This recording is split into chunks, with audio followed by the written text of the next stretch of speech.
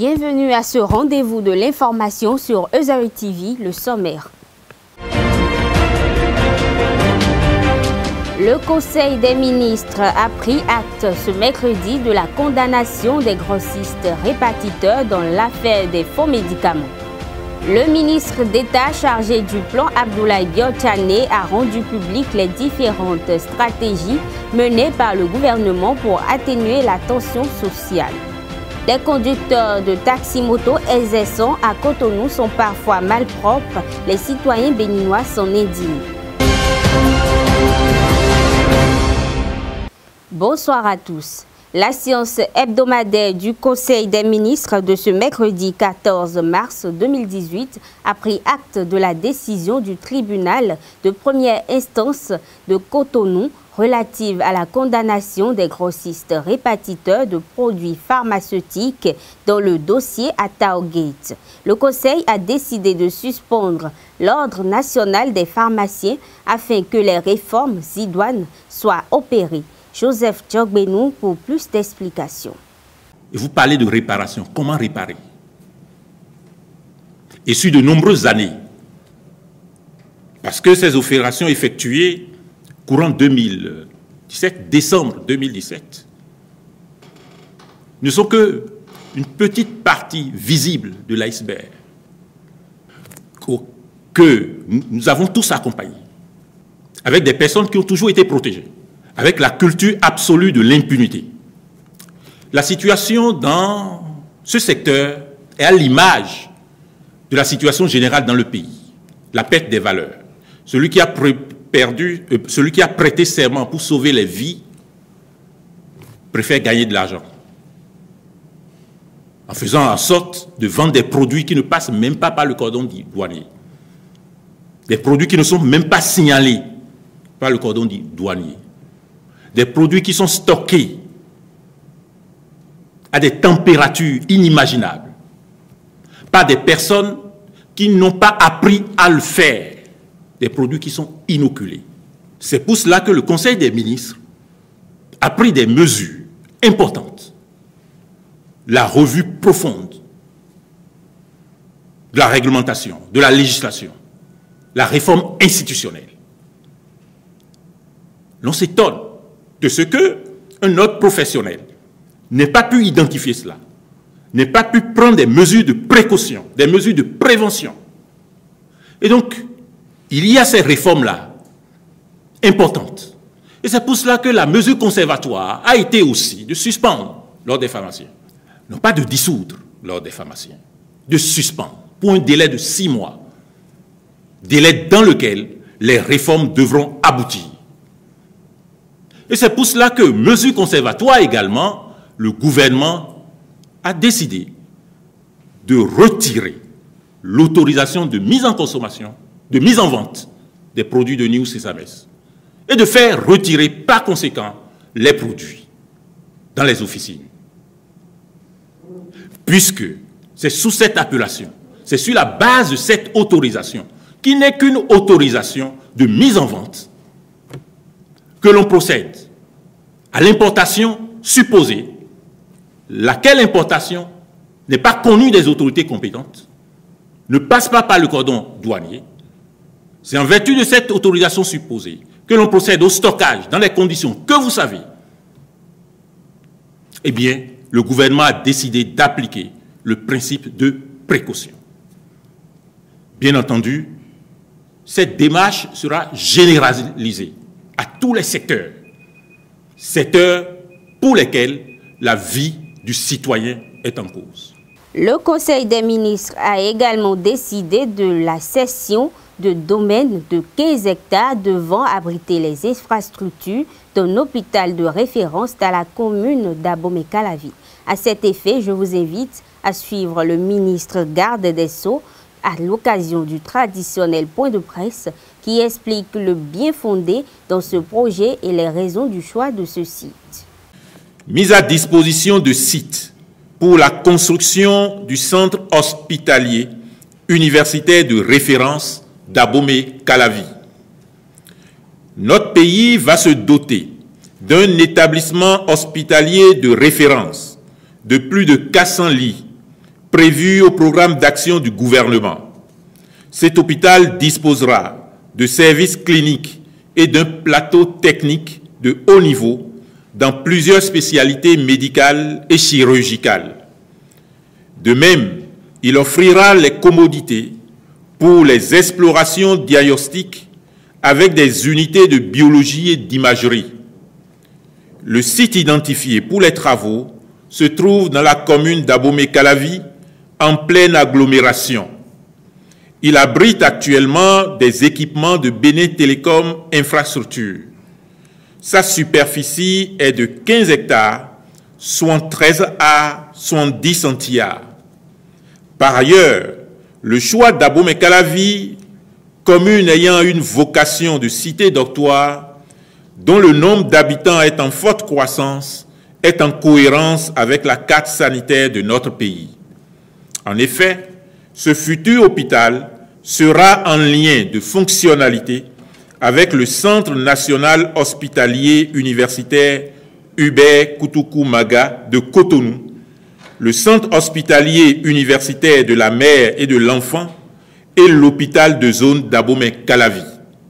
Cette relation de complémentarité est indispensable pour un système de référence et de contre-référence plus efficace. Le Conseil a pris acte de la cession du domaine au profit du ministre de l'Économie et des Finances, gestionnaire du patrimoine immobilier de l'État, qui le mettra à la disposition du projet pour le démarrage des travaux. Les ministres concernés, par l'accomplissement des formalités administratives irrelatives, veilleront à leur achèvement à brève échéance. Face à la fronde sociale qui sévit depuis un moment et à l'échec des différentes démarches visant à obtenir un consensus pour un dégel de la tension, le ministre d'État chargé du plan a effectué un point de presse ce jeudi matin pour rendre publiques les différentes actions entreprises par le gouvernement dans le souci d'obtenir un climat social apaisé. Pierre Tchané a saisi l'occasion pour lancer un appel à tous les travailleurs en grève. Le gouvernement s'est engagé pour la signature de 6 arrêtés d'application du statut particulier des enseignants et a même consenti à augmenter le montant de la prime de craie ainsi que celui des indemnités de documentation. Concession appréciée par les partenaires sociaux. Ce, malgré les besoins d'investissement au profit de toutes les couches sociales du pays, particulièrement les plus vulnérables. Pour l'application des 10 arrêtés, c'est plus d'1 milliard de francs CFA en 2018 et 1,5 milliard en 2019 qui seront débloqués. Les salaires du mois de février des agents permanents de l'État, des agents contractuels de l'État et des vacataires sont payés. D'autres progrès ont été réalisés dans les secteurs de la santé et de l'éducation sur la liste des revendications des partenaires sociaux. Pour permettre la levée des motions de grève, il nous a paru utile de rédiger un relevé de conclusion de nos discussions. C'est alors qu'à notre grande surprise, les secrétaires généraux des centrales et confédérations syndicales ont indiqué hier, mercredi 14 mars, que la rétrocession des défalcations opérées sur salaire pour faire de grève est une question préjudicielle à la reprise du travail dans les administrations publiques. Cette position est surprenante quand on ne peut faire d'une condition préjudicielle ce qui n'est pas un droit. Cependant, la délégation gouvernementale a proposé aux partenaires sociaux qu'elle soumettra au Conseil des ministres cette requête sur les défalcations une fois la reprise du travail constatée. Ainsi, espérons-nous que les responsables syndicaux reviendront dans les tout prochains jours à de meilleurs sentiments et que les négociations pourront reprendre. Le gouvernement, convaincu que seul le dialogue permettra de satisfaire les différentes revendications, les y invite instamment et rassure les populations que sa main tendue et sa bonne foi ne souffrent d'aucune ambiguïté. C'est pourquoi le gouvernement, par ma voix, lance un appel solennel, républicain et patriotique à tous les travailleurs du Bénin en grève afin qu'ils reprennent le travail dans l'intérêt supérieur de la nation. Du haut de cette tribune, j'invite également les écoliers, les élèves, les étudiants à reprendre le chemin des classes et j'appelle les parents d'élèves à les accompagner dans ce sens.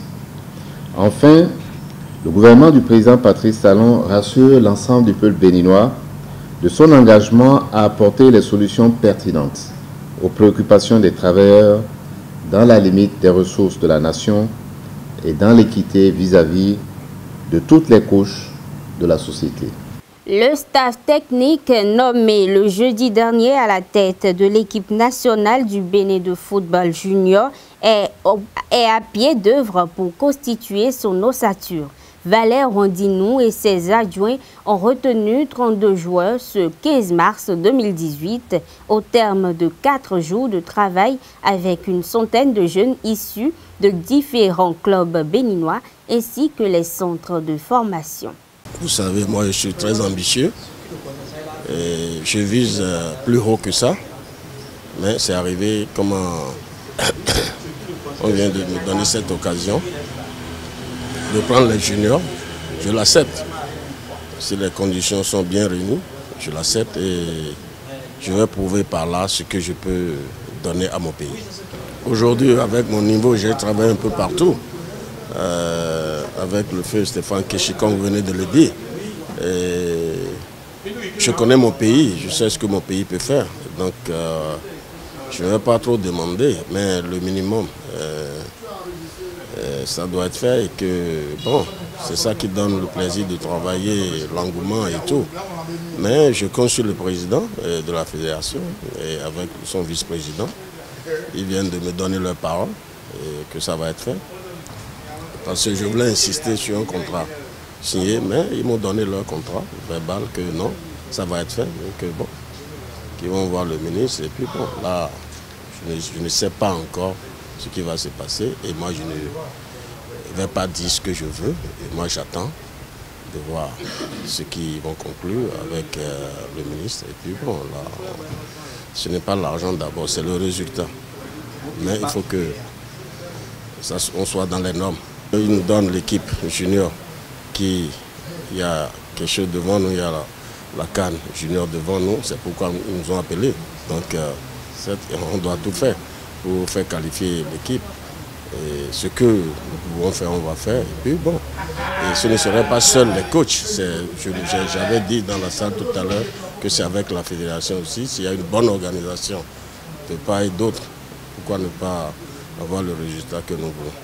Ce qui est un peu difficile, c'est le non-championnat on n'a pas de championnat présentement. Mais on avait joué un championnat qui s'est arrêté. Et moi aussi, je suis sur place dans le pays. Et je connais déjà quelques joueurs dans le championnat. Et mes assistants, Boudjo Bruno, Adoula, et ils sont toujours sur place sur le terrain. Et Chitou Achad, ils sont sur le terrain. Donc avec ça, je crois qu'on va commencer le travail. Certes, le temps, on n'a pas trop de temps, mais ce qui est sûr, on va en bataille et puis on va voir comment on va se défendre et avoir le meilleur des résultats pour le pays. Toujours au sujet des écureuils juniors, le patron de l'encadrement technique, Valère Rondinou, nous a accordé un entretien au lendemain de sa nomination. Suivez plutôt. L'ossature des écureuils juniors du Bénin prend petit à petit corps. Le sélectionneur Valère Rondinou et ses assistants, Bruno Goudjo et Racha Chitou, ont arrêté une liste de 32 joueurs ce jeudi. Nommés en fin de semaine dernière, les 3 techniciens béninois ont rassemblé depuis lundi dernier plus de 100 jeunes provenant des clubs de Ligue 1, Ligue 2 et Ligue 3 au stade René Pleven de Cotonou. Valère Rondinou résume le travail abattu pour en arriver là. On a essayé de faire trier et puis hier on a retenu au moins 40 et quelques et ce matin on est revenu à 32 et d'ici dimanche, on va voir, parce que dans le lot de 32, nous avons quelques blessés. Youssouf Asogba, capitaine des écureuils cadets en 2016, et le très prometteur milieu de terrain des Buffs de Borgou, Rodrigue Kossi, sont entre autres joueurs connus présents sur cette liste. S'agissant des joueurs retenus malgré leurs blessures, figure le virevoltant ailier de ESA-UFC, Michael Dossou. Le sélectionneur espère récupérer ses joueurs blessés. Ces blessés, c'est des joueurs, pour moi, des joueurs confirmés. Mais je vais voir si la blessure avec le docteur, le kinésithérapeute, si ça peut aller. Et là, je serai obligé de les maintenir dans l'effectif. Mais si ce n'est pas, si ça ne peut pas aller, je serai obligé de les laisser. Mais ça va me faire mal si je laisse ces 2 joueurs-là. Parce que pour moi, c'est des joueurs, j'ai besoin d'eux. Pour ceux qui vont poursuivre le stage, c'est une ambition de gosse qui se concrétise. Par contre, les recalés quittent le groupe un peu déçus. Cependant, quelques-uns, comme Mariano Sauveur-Etienne, gardent courage. Vous le savez, tout joueur rêve de jouer pour son pays. Et tant qu'on nous donne notre chance et qu'on est encore là, vraiment, ce sont de très bonnes impressions que nous avons. Je pense apporter mes qualités individuelles au service du collectif. C'est ma première sélection pour l'équipe nationale. C'est vrai que mon profil lui plaît, mais il faut que je travaille à l'entraînement, je puisse appliquer, je puisse respecter ces consignes, les consignes qu'ils nous donnent à l'entraînement. Là, il pourrait savoir si je suis un joueur intelligent ou pas. Un peu de tristesse, mais bon, c'est le football, ça nous apprend beaucoup de choses. Il me manque un peu de volume de jeu. Le coach m'a appelé plusieurs fois à cause de ça, de mes déplacements aussi sur le terrain. C'est des choses que je dois travailler, de retour dans mon club. Cette première phase du stage va s'achever le dimanche 18 mars prochain avec un match amical contre la jeunesse athlétique de Cotonou à René-Pleven. 25 joueurs vont être retenus à l'issue de ce match afin de commencer la véritable préparation de l'équipe pour le déplacement de Morovia fin mars dans le cadre des éliminatoires de la CAN U20 Niger 2019. Le métier de conducteur de taxi-moto, communément appelé Zemidjan, est pratiqué par plusieurs jeunes et vieux de la ville de Cotonou. Chez ces conducteurs, on constate une forte négligence de l'entretien corporel, un phénomène qui indie la plupart des clients. Suivons ce reportage pour plus de précision. Vertu de la tenue conventionnelle de couleur jaune, les conducteurs de taxi-moto, communément appelés Zemidjan, jonchent les rues de Cotonou. Dans l'après-midi, ils observent la pause en se reposant soit sous les arbres, soit dans les centres de la Loterie nationale du Bénin. Mais l'un des facteurs qui s'observe de plus en plus est la malpropreté de certains d'entre eux. Une situation dont les Zem eux-mêmes sont conscients et avancent des raisons susceptibles d'expliquer ce genre de choses.